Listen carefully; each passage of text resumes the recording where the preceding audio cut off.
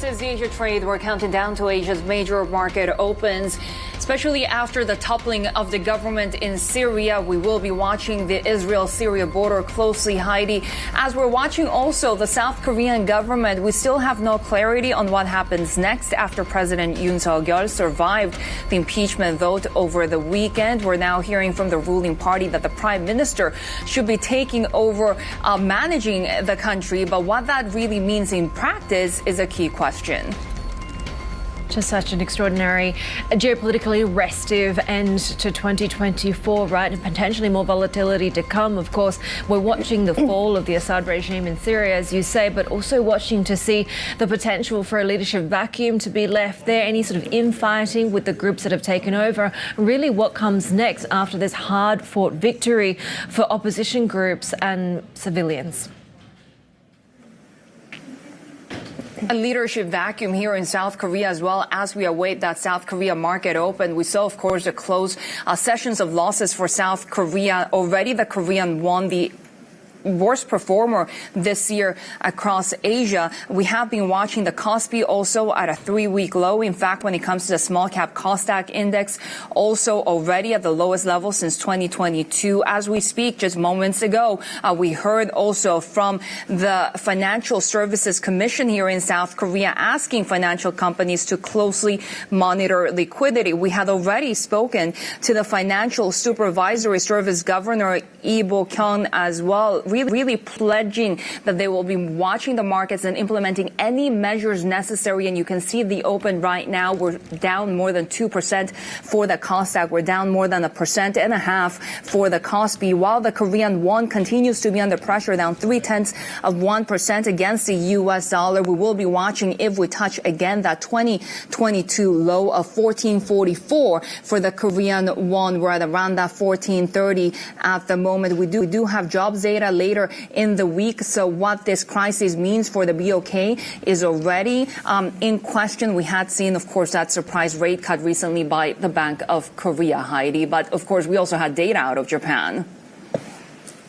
Yeah, a lot to contend with, and sort of net that GDP number, the data out of Japan, perhaps not going to move the needle for the BOJ as we head into that decision later into next week. But traders will kind of be scrutinising for any further signallings going to that key central rate decision. A lot of event risk, even as we see consecutive after consecutive highs when it comes to US equities, right? That hasn't really passed through when it comes to this part of the world. We are seeing a little bit more of a muted picture there. Take a look at what we're watching when it comes to trading in Australian stocks. We had a couple of sizable movers really on either end of the alphabet, right? ANZ is a big mover. We had the announcement of Shane Elliott's retirement by middle of next year. They will have the ex-HSBC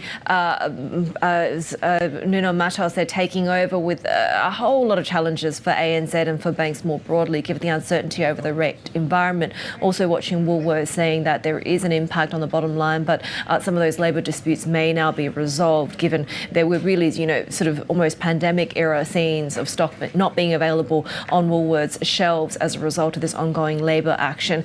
We are watching the Aussie dollar. We're seeing a little bit of upside there, 63.95, a bit of a recovery for the broadly for the US dollar after some weakness going into those payrolls numbers. But watching Treasuries very keenly too, Sherry, given these Fed expectations for the end of the year. Yeah, and that will really not necessarily help when it comes to Asian currencies, right? The Korean won right now taking a hit against the U.S. dollar as losses accelerate on the Kospi as well, now down more than 1.7%. Let's bring in Bloomberg's Sang-Mi Cha for the latest on what's happening here in South Korea, whether it's the market opens or the political turmoil, of course, with President Yoon Suk-yeol still facing intense pressure to step down. And it's really, Sang-Mi, that uncertainty, right? Will he step down? Will they try to impeach him again? That's really moving the markets, but authorities have been out in force trying to reassure markets and investors that everything will be fine. Yeah, just this morning, Choi Sang-mok, the finance minister, and the BOK governor met up, and then they said they're going to be watching the FX, the economic, and the stock market 24 hours a day. And this is a preemptive measure that they're trying to impose here, 24 hours, so which means all the government workers will be staying up, and then they will look at the market and really try to do everything they can to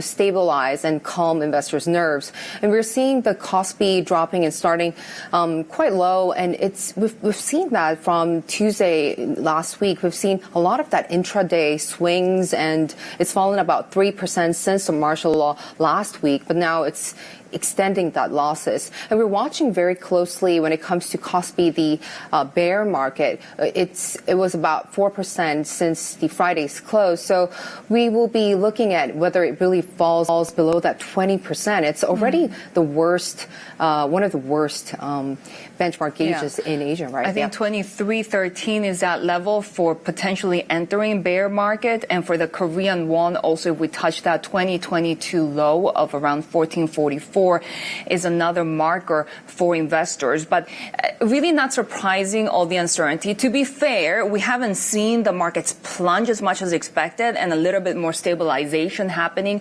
especially after martial law was lifted.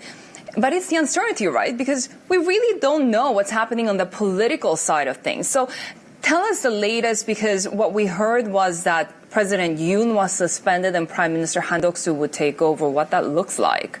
Yeah, so in Saturday's 2-minute apology from the president, he did say that he will entrust his future to his party. And so now the ball is in the ruling party's court. And what the ruling party leader said was that he will have Han Duck-soo, our prime minister, actually run the state affairs, including the diplomacy, while we are in this vacuum period. But of course, the Democratic Party, the main opposition party, immediately rejected that plan, the plan to ensure that orderly exit from the president, because the ruling party does not really want that impeachment, because that could potentially hurt the party. So now nothing is really clear. There are a lot of leadership meetings and a lot of sporadic briefings that we're seeing all the time. So everything is very fluctuating right now. Everything seems to be a race against time, given also that the opposition leader faces potential conviction if his conviction ruling is upheld by the court, given that, of course, he was convicted of election-related allegations. But Bloomberg Sang-mi-cha, great to have you with us with the latest, and let's just delve into the market dynamics, given that our next guest says Korea's democratic processes at least remain in place, and now is perhaps the time to buy select undervalued companies. Lorraine Tan is Director of Asia Equity Research at Morningstar. Lorraine, good to have you with us. So is this just a short-lived political event, and will the broader markets in Korea recover, or is the picture more challenging, especially globally as well, going into 2025? Yeah, hi, good morning. I think firstly on Korea, we still do expect this to be a short-lived event. Obviously, leadership change is ongoing. It's a key uncertainty. And we, obviously wouldn't be surprised that there is market volatility for the time being. But we're still, our base case is still for the processes to hold, the democratic processes to hold in an ongoing changeover. And as a result, we think if there's a pullback, there's an opportunity to pick up Korean companies. But obviously, we prefer exporters that maybe have a slight advantage when it comes to the won weakness.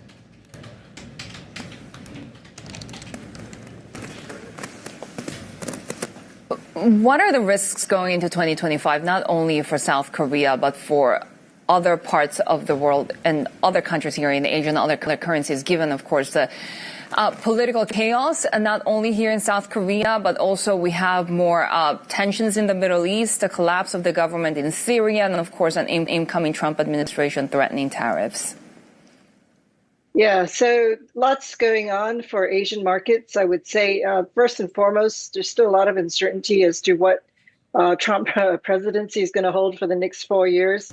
I think, obviously, the key brunt of that is going to be how that impacts China. But we actually see China as one of the more undervalued markets globally. And we do still, we're looking at our 2025 outlook is for about a 11 to 12% upside for China equities on the whole. We think the consumer sectors are much more undervalued, 20 to over 20% undervalued to our fair value estimates. So that's where we see the most opportunity. But it's got to be driven by an improvement in consumer confidence.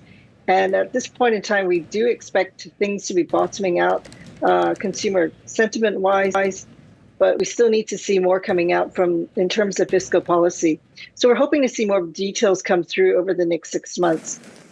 As to the geopolitics, what's going on in Syria, what's going on in the Middle East with Ukraine, that still has to basically uncover itself. So we do think that there's reasons to be a little bit more cautious. But we think that on the fundamental basis, we're still, when you're looking at China consumer stocks, where it's very much focused on the domestic front, that's where we're looking at basically good quality companies that can recover as consumption improves. Where are you seeing those in terms of specific names that might be trading at, value appropriate or undervalued levels right now? Yeah, so we're talking about China. We particularly like the wide moat rated companies that we have. These are again market leaders. They're companies like Tencent, Yum China, for example. We also see opportunities among some of the baijiu makers. Those are high quality names in a very concentrated marketplace, particularly for premium baijiu. So we think these are opportunities to investors who want to hold out through the mid to long term for China equities. In terms of elsewhere, going back to Korea, if there's a pullback, we like SK Hynix best. In Japan, we see that as some opportunities, particularly if there's a recovery in China as well as an alternative to the geopolitics. Sony is one company we like. We like the factory automation space, harmonic drive systems, Fanuc, for example. And then in Singapore, we also have ST Engineering as one of our preferred picks, given the growth outlook that they have with the MRO still in demand and anticipation for the defense side to still see relatively decent growth in the next few quarters. You also see potentially there are names in Japan that might be a good alternative if we see the consumption recovery in China? Yes, that's right. So first, the factory automation space, if reinvestment or capex factory activity starts to improve in China, the factory automation names in Japan are beneficiary. Fanuc, Yaskawa, harmonic drive, for example. Luxury goods globally would obviously benefit. We saw that big bounce initially when there was the PBOC cuts in September. So these include Shiseido, to a larger extent, probably a little bit more than Kosei, and Macau and Unicharm as well. Lorraine, always great to have you with us. Lorraine Tan, Director of Asia Equity Research at Morningstar. Still ahead, we get an update on the rapid developments underway in Syria as the US launches airstrikes and Bashar al-Assad flees to Russia. Details next. This is Bloomberg.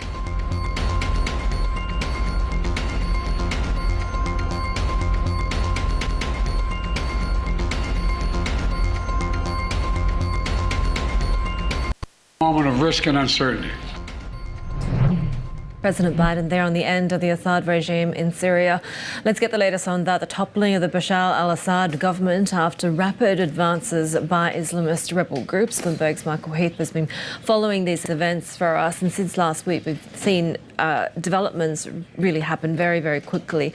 This has been building for some time, but is it correct to say that the sort of distractions or the geopolitical space was allowed for this to happen? Yeah, I mean, I think that these rebel groups, and Turkey has provided some support to them, but I really think they saw their opening there with the Israeli attacks on Hezbollah in Lebanon, and the killing of much of its leadership and the degrading of its missiles and its fighters, etc.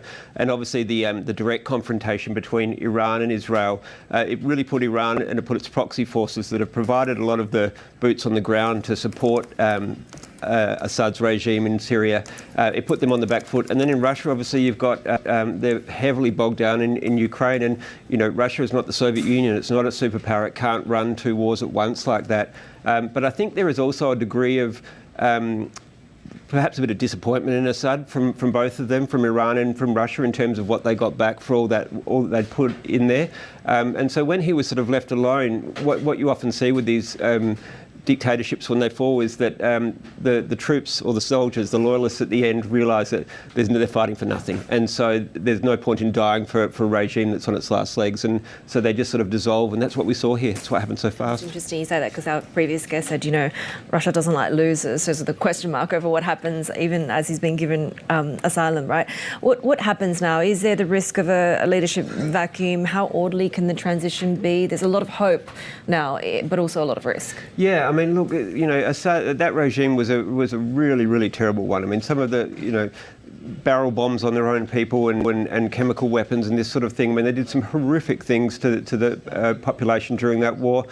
So there is great hope, but great uncertainty. I mean, you've got these various factions in the country, and power is a very, very, enticing thing. So we sort of have to just wait and see and hope. But there have been reports that some of Assad's regime have remained to sort of try and organise an orderly transition of power. Turkey, if it is fairly influential here, may be able to sort of smooth the path to negotiations. I mean, it is all uncertain, but there is hope that these group HTS that's come in and taken over may prove to be more moderate. But we've seen in cases like Iraq and elsewhere that when a dictatorship falls in the Middle East, it doesn't tend to be replaced by stability. There's hope, but there's a lot of worry, and I think President Biden embodied that in what he said. Yeah, exactly. So who's actually this rebel leader who toppled Bashar al-Assad, al-Jolani? What do we really know about him?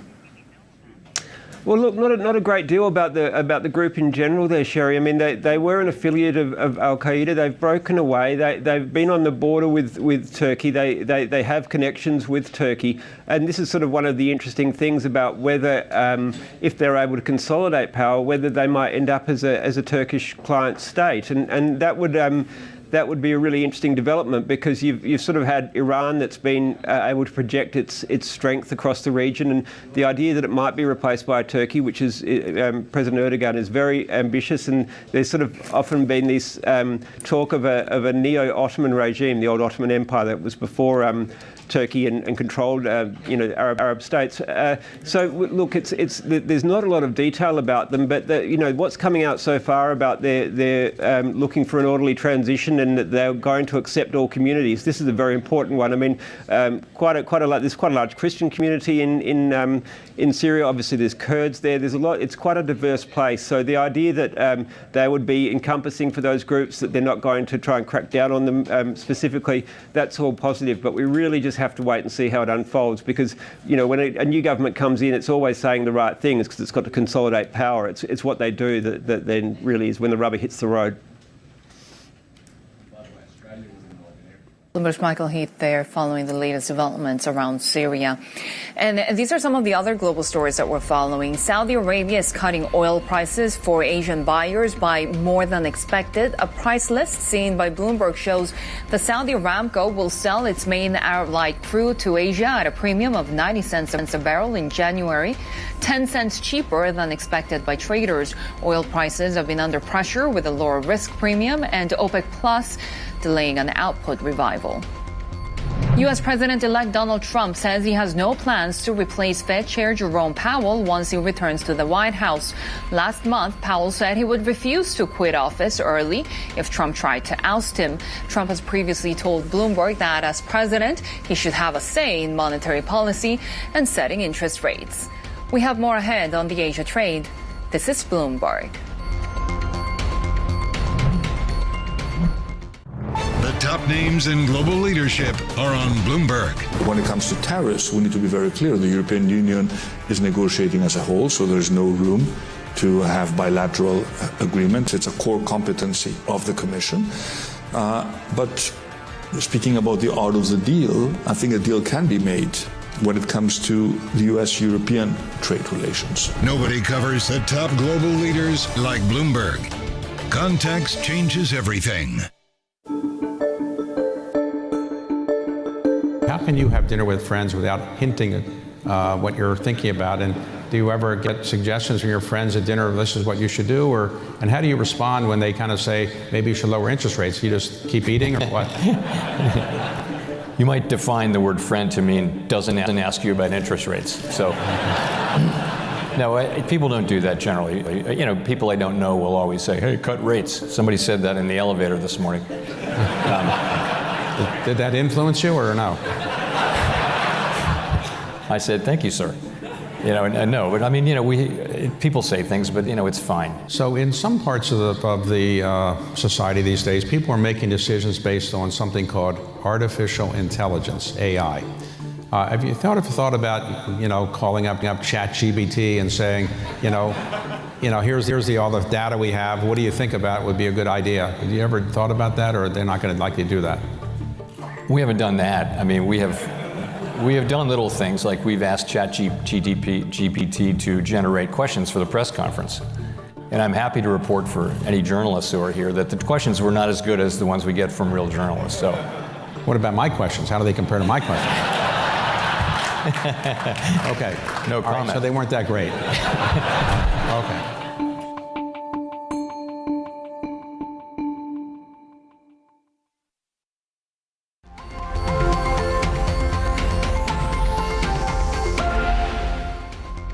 The fact that the unemployment rate went up means that the Fed will be comfortable cutting by 25 basis points, means that the market will increase the probability of this happening. This is a kind of number that will support the Fed cutting rates in December. I think that, looking for, 2 or 3 more cuts in the coming year, I think is completely reasonable. We have had growth that continues to surprise on the upside. It looks like the momentum in the back half of this year, setting us up for next year, has been quite strong. We're going to pivot to this, pause, skip debate and what kind of message that means. But the big debate is over the degree to which cuts have to take place in 2025.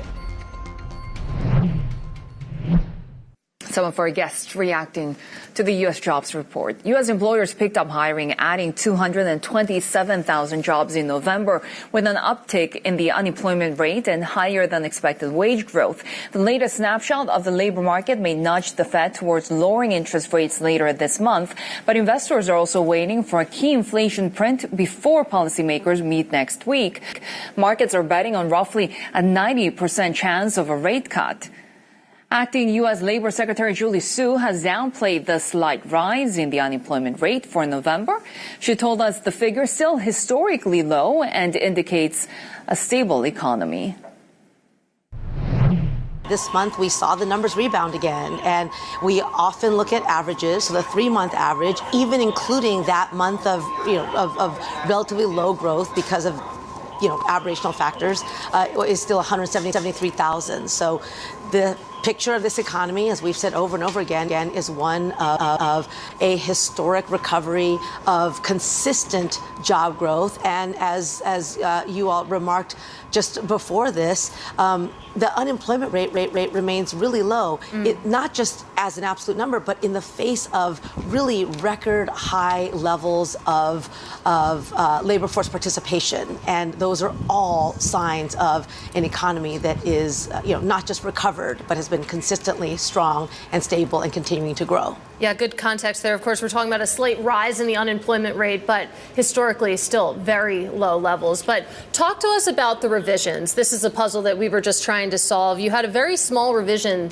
to last month's number, just 36,000 jobs revised there for October's number. That came in at just 12,000. The narrative there was, of course, that was going to be noisy when you think about all the different factors, weather, strikes, et cetera. But a small revision, how are you thinking about that? I mean, I always say this, revisions are really part of the jobs numbers. We report new data when we get it because it's important to be accurate and it's also important to be timely. So we put out numbers when we have them, we revise them each month. It's also notable that not only were the last 2 months small, they were also upward revisions. So I always say the revisions can go up or down. It depends on what data we get. And that's also why we look at averages. You look at the story of this economy from 2022 when it was hot and recovering and everyone said it was going to crash. It did not. It reached a more steady state in 2023, and we've definitely seen that continue in 2024. And I think the takeaway is, this has been an amazingly fast recovery. It's also been really broad-based because we've always said that when you prioritize workers, when you prioritize vulnerable populations, the economy is stronger. It's not just good for those individuals, but also we will be, handing off the strongest economy in history, and those were all not inevitable outcomes. And while you could appreciate the historically low unemployment rate, the fact that it has been ticking higher, and if you round, you're getting closer and closer to 4.3%, how concerned are you about where the labor market is weakening and how fast it might weaken from there? Yeah, I mean, it's still, 4.1 to 4.3% since the summer. That is still, as we just said earlier, historically low. It was not anticipated to get that low as quickly as it did. I think, what this also tells you is that economic policies matter. Leadership matters. Acting U.S. Labor Secretary Julie Su speaking with Bloomberg's Katie Greifeld and Shonali Basak. And this, we see some big moves in the Tokyo session as well. Take a look at how Rakuten is trading at the moment, because it's jumping after the company announced that they will give shareholders a 1-year free subscription to the Rakuten mobile service. The plan includes voice and 30 gigabytes of data per month. Of course, this is a company that is trying to gain investor confidence right now as it's trying to shore up its capital on upcoming bonds. This is Bloomberg. From taking first steps here to beginning your own wealth journey here. Access international wealth expertise with Standard Chartered to grow your wealth anywhere in the world.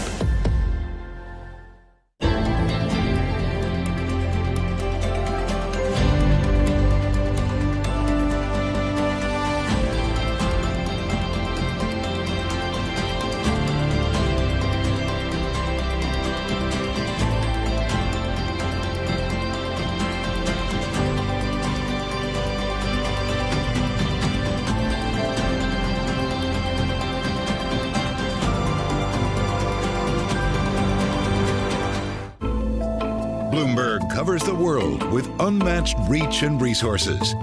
From more than 120 countries, the moment news breaks, 24 hours a day. Bloomberg, context changes everything. In case you missed it on Bloomberg, the China show. What's been the sentiment? What's been the reaction to this U.S. election outcome on the ground? They were pretty much ready for Donald Trump. There was a high expectation that he could return to the White House. We have dealt with him before, and after quite a few years, China simply is better prepared. And China, psychologically speaking, is much more prepared in dealing with him again. Probably are fully prepared for Trump to impose higher tariffs on China. What's the tone as they were talking to really a global investment? Right. The openness of China, including the capital markets, Hong Kong being an international financial center, will be extremely important in channeling global investors. Don't miss the China Show live every weekday.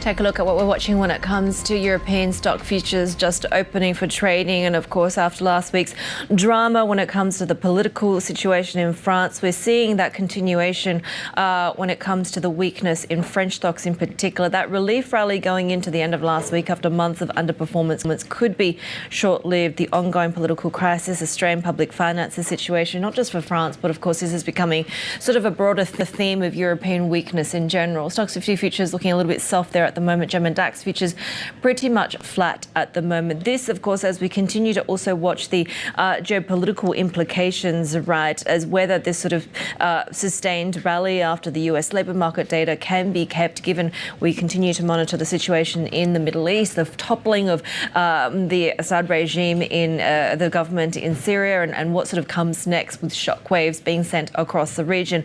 Oil certainly into the end of last week holding that weekly loss, where Saudi Arabia with its price cuts continuing to signal that broader narrative of a weaker outlook on the demand side. New York crude holding pretty steady at the moment. We're also seeing a little bit of downside for gold, despite a broader rally for gold prices. China's central bank adding bullion to its reserves in November after a pause on purchases for about 6 months then. So we continue to watch that impact ongoing when it comes to haven demand for gold. Sherry. And we are seeing now losses accelerating in the South Korean session, Heidi, because the Kosdaq is now at the lowest level since 2020, and we're down more than 3.5%. The Kospi also losing more than 2%. Already, the Kospi is very close to that bear market territory. So 23.13 is the level that you should be watching. But we've seen retail investors leading the sell-off following the martial law decree. Foreign outflows have been accelerating since August. Already, we have heard from financial authorities trying to calm the markets, but the Korean won at the moment losing ground as well against the U.S. dollar. In fact, a Bloomberg intelligence report also saying that Chinese visitors to South Korea may fall as much as 19% through the first quarter of next year on fears of social unrest. Let's get more on the business outlook with James Kim, Chairman and CEO of AmCham Korea. James, great to have you with us. Not the most opportune time right now, given what's happening here in the political environment. It must have caught you by surprise. What did you do after the martial law was declared and lifted? First and foremost, Sherry, thank you for having me. Obviously, it's a very serious time. When it happened on Tuesday evening, I don't think anybody was surprised. That said, we had a lot of meetings with our different member companies, different key stakeholders, and we just wanted to gather some facts. For the timing was interesting in that the Deputy Prime Minister and the Moat Minister asked for a meeting with us on a Friday afternoon. It was interesting that it's one of the first times that we have seen both of these senior officials ask for a meeting. They wanted our frank assessment. They wanted to answer some questions we had. At the same time, tell us about what they're doing. And the key for us was that we had the chamber heads from Europe, Japan, and also China. And I think in unison, all of us felt as if no company was saying no more Korea. They're still making a long-term commitment to Korea. It's just to watch and see. How reassured were you by what they told you? I was very impressed with Deputy Prime Minister Che and the Moat Minister, because we spoke about what business people should be focused on anyway, which is a separation of politics and economics. And as business people, we're already used to doing that. The very fact that Deputy Prime Minister Che has some real good experience in handling adversity, handling these kind of crises, was very reassuring. Last week, the markets obviously stabilized a little bit. The currency also stabilized. So it just shows you that the Korean ecosystem is pretty rock solid. The Moat Minister is the Minister of Trade and Industry. Yes. That area could potentially take even more of a hit if we see tariffs, potential threats coming from another Trump 2.0 administration, something that has been concerning a lot of businesses here. What are your views? You know, Sherry, I have experienced President Trump 1.0. I met with him twice during his presidency. I think President Trump is very, very positive on the business environment. I think he reveres the Korean companies investing in America. And that's one of the reasons why even at AmCham, we changed our mission to not just help U.S. companies operating in Korea, but to also help Korean companies invest in America. Look at the numbers, Sherry. $140 billion is what Korean companies have invested in the United States since 2021. And 80% of that investment is going to the red states. States like Tennessee, Georgia, Alabama, Indiana, Texas.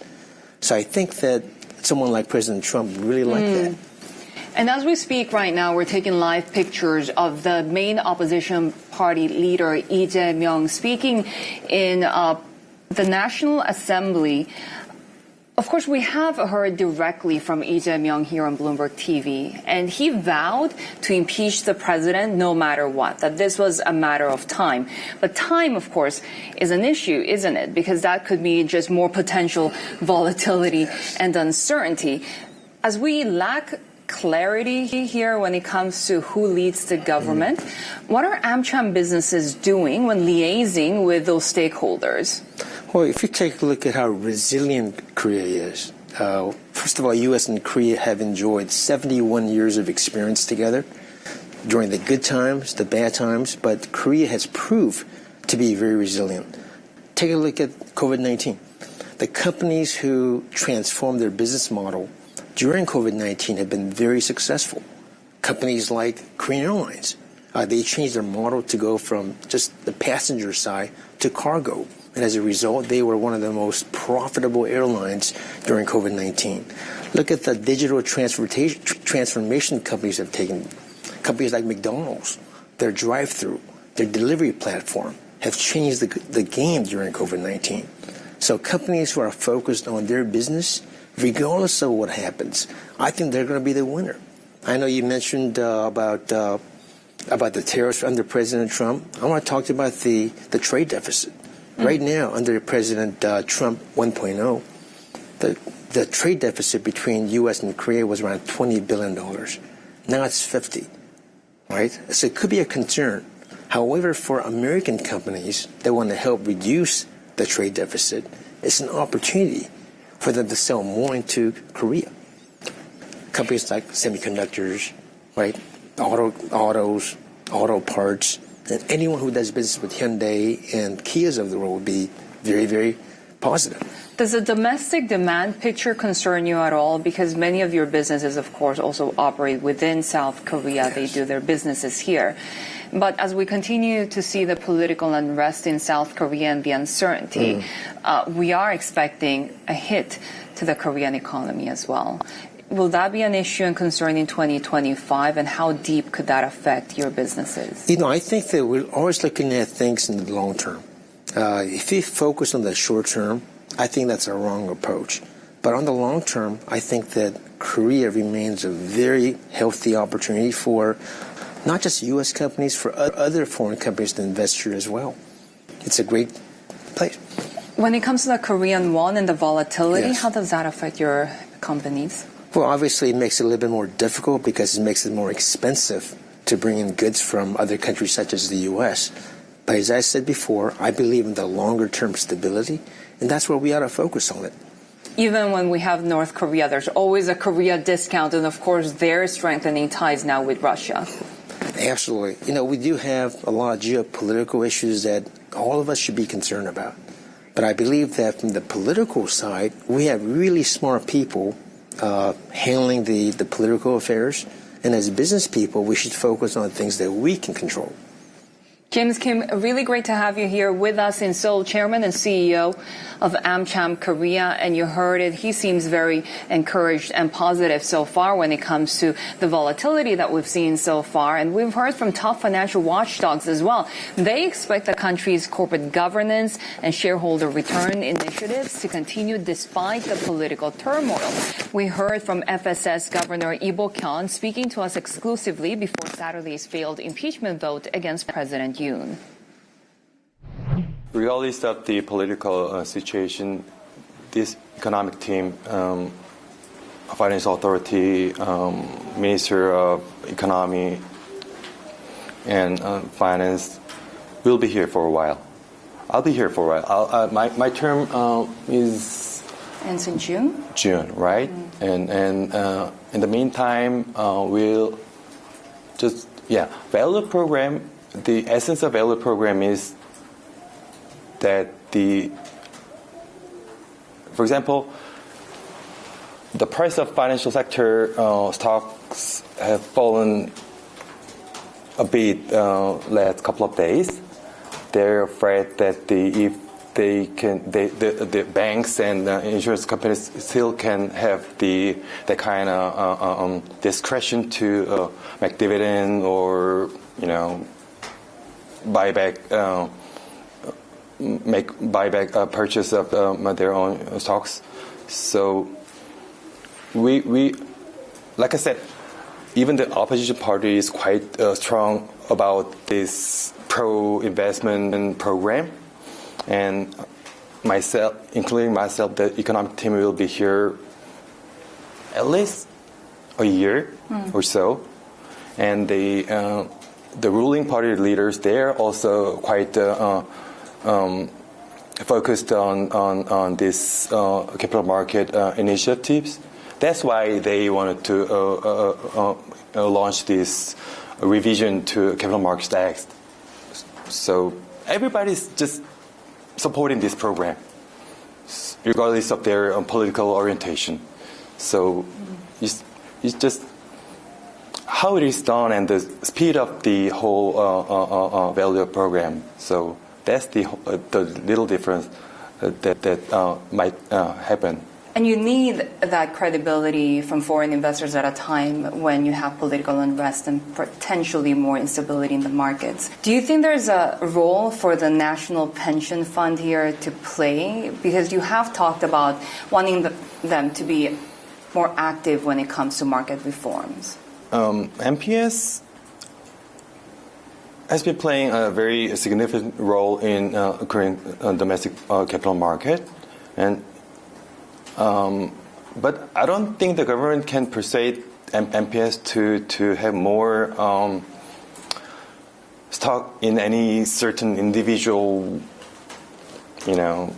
company or any industry. Things doesn't work that way. But they have this gradual process of changing their portfolio, to my understanding.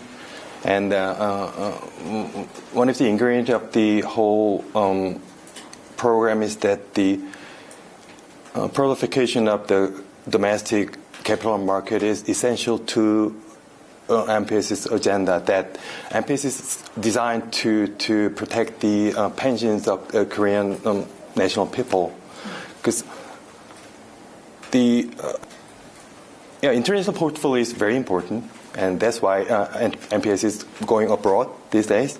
But still, the one market, because all the dividend will be made in Korean won, no matter what. So the one capital market is very important to flourish. Should they be more active then in times of turmoil? They will, but not in a very short time. But that's why we didn't talk to each other. But to my understanding, they increased their portfolio these days, bit by bit. I think that has something to do with that. Korean Financial Supervisory Service Governor Lee Bo-kyun speaking to us exclusively in South Korea. And this, as we continue to watch the latest developments in South Korea, we had heard from Lee Jae-myung, the main opposition Democratic Party. He's speaking right now to the public at a time when he's calling the plans right now to have the prime minister sort of take power in South Korea and have the president suspended. He's called that a coup. So we will continue to watch the developments around the key question of whether that would be a constitutional process. Bloomberg has also learned that South Korean companies are reconsidering a $54 billion investment blitz to build EV battery plants in the U.S. over concerns Donald Trump could undo tax credits. Global business reporter Hee-jin Kim joins us for more on this. Hee-jin, so we had seen these concerns, of course, about tariffs coming potentially from the Trump administration, but just the fact that even investing in the U.S. might be risky is another concern, right? What are you hearing? Yeah. What I hear from Korean companies is that they're really worried about Trump's coming because he's basically said he's going to slash all the budget for the green energy industry. But like you said, the Korean companies invest in more than $54 billion to build a supply chain in the U.S. for electric vehicle makers like Tesla, GM, Ford, Stellantis. But now all the incentives and subsidies will be gone if Trump takes the office. So they're now considering of like suspending the ongoing construction, or even, I don't know, in worst case scenario, probably canceling some of the plans, or probably just delaying the ongoing construction of those plans, because as you know, it's so expensive to run a factory in the U.S. because of all the labor costs and inflation, and we also have some labor groups in the U.S. like UAW. I mean, how deeply would that hurt these EV companies that have already been under a lot of pressure, especially, I guess, now that you have more political uncertainty here domestically as well? Yeah, sure. Because it's not a matter that they can negotiate individually with the U.S. Department of Energy, right? They definitely need some support from the Korean government. But unfortunately, as you mentioned, there is political turmoil at the Yoon Suk-yeol administration, so they have actually no one to negotiate for them. Like Hee-Jin Kim, thank you so much for that update. Great story as we continue to watch the developments here politically in South Korea. We are continuing to hear from the main opposition leader, Lee Jae-myung. Of course, we had seen the Democratic Party really oppose that idea of having Prime Minister Han Duck-soo take charge of the country and have President Yoon suspended. They still wanted to impeach the president and go through that whole process when it goes to the Constitutional Court, and then you hold elections. There are questions right now about how constitutional it would be if you only have the prime minister taking over. So you're right now watching Democratic Party members speaking in Seoul. This is Bloomberg.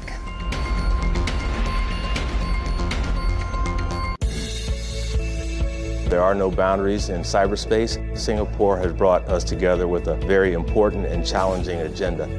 Being able to have dialogues with those that have different perspectives and follow on actions. Well, I think it's really important for us to deserve the trust that we want people to put in us. I find these events incredibly helpful as a nation that is just over 5 million people, that we make sure we keep ourselves connected.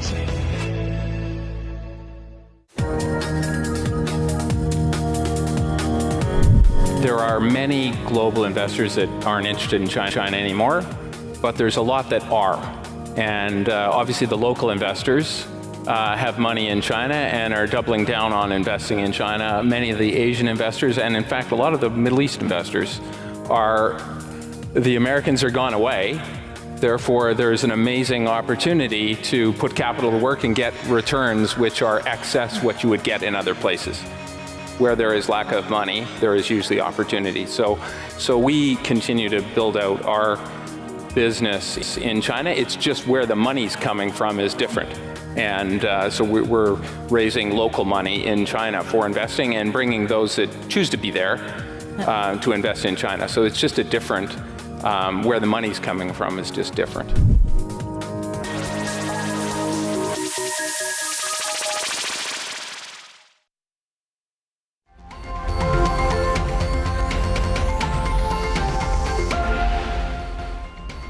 This is a historic day for the Middle East. The collapse of the Assad regime, the tyranny in Damascus, offers great opportunity, but also is fraught with significant dangers. This collapse is a direct result of our forceful action against Hezbollah and Iran, Assad's main supporters. It set off a chain reaction of all those who want to free themselves from this tyranny and its oppression. We're clear-eyed about the fact that ISIS will try to take advantage of any vacuum to reestablish its capabilities and to create a safe haven. We will not let that happen. Take a look at what we're watching across the commodity space, and obviously energy prices is among them. We did see a second week of losses when it comes to oil. The move from Saudi Arabia really just highlighting the weakness when it comes to the demand outlook that's expected going into next year. But of course, a lot of this is really coming down to potential volatility across the Middle East, given that now we've seen that fall of the Assad regime and potentially a more restive mood across some of those markets as well. We're seeing copper, though, seeing a little bit of upside. That key meeting when it comes to China's economic outlook is coming up too. And we're also counting down to the market opens in mainland China and Hong Kong. Investors looking to that CPI print for November, PPI print due in the next hour, that key economic powwow happening in Beijing later this week as well. MLive strategist Mark Cranfield joins us now for more. And obviously so much of this is built on expectations of whether more fiscal stimulus will be announced. We know that they've had a tendency to disappoint before.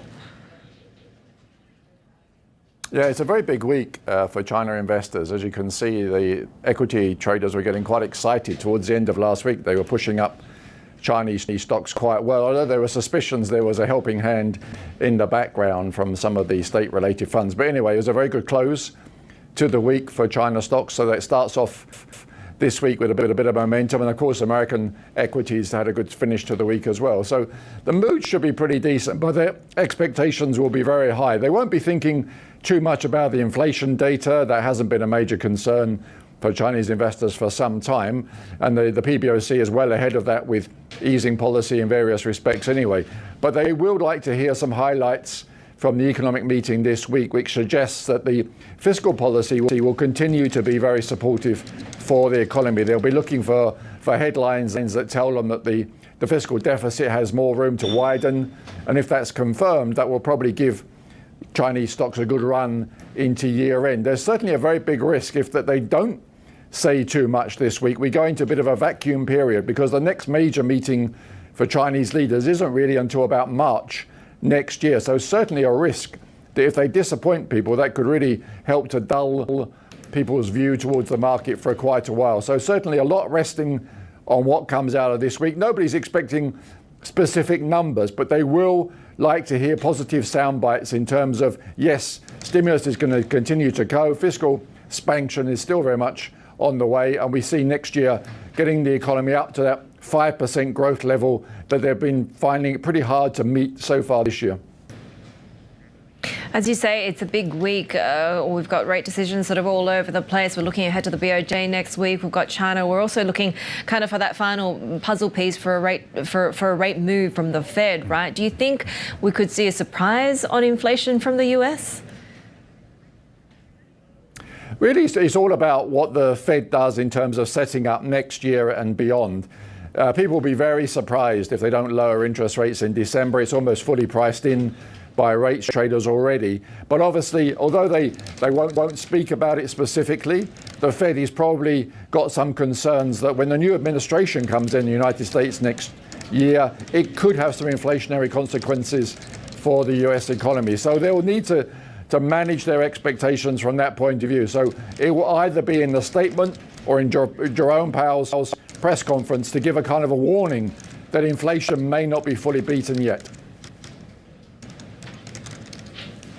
MLive strategist Mark Cranfield there. Ahead of a big week. We have more ahead on the Asia trade.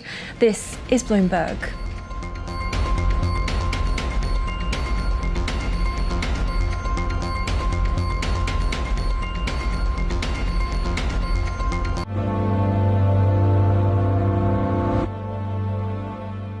Join me each week on Wall Street Week for stories of capitalism from business, markets, economics, tech, and climate.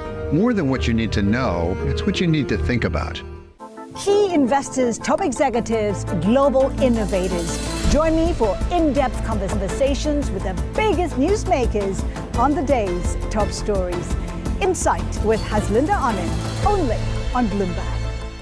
Welcome to the world of decentralized finance. Massive outperformance from Bitcoin. Bloomberg's covering all things crypto, the people. The tectonic shift emanating from Washington. All we're looking for is clear rules and an ability to build in the United States. Crypto shouldn't be partisan. The transactions. Really a record-breaking moment. Crypto VC is back. And the technology. It's really the beginning of a global on-chain economy. And if America doesn't embrace it, we're going to be left behind. Bloomberg Crypto, Wednesdays, only on Bloomberg.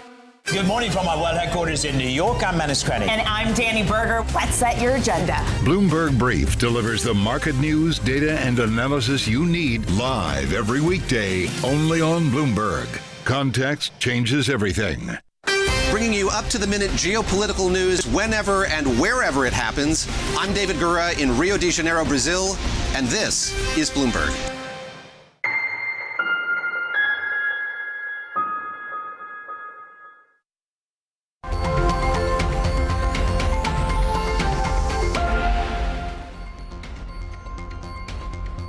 We're seeing accelerating losses on the small caps Kosdaq index here in South Korea. We have heard from Goldman Sachs, so they're keeping their 2025 Korea GDP growth forecast of the 1.8%. We're also hearing that the finance chief and the parliament speaker will be discussing the 2025 budget. So we're seeing authorities still trying to keep calm and continue to support the economy. This, as we're seeing the Nikkei now hold steady, and of course the ASX 200 down 0.4% as we head towards the RBA meeting on Tuesday. That's it from the Asia trade. Our markets coverage continues. The China show is next. This is Bloomberg. After each day, do you look at how they're doing each day, or do you look at them each week, and how much time do you give them before you say, you're not doing so well? We look all the time. So, I have screens on my desk that, staring at all day long. But it's not exactly like that.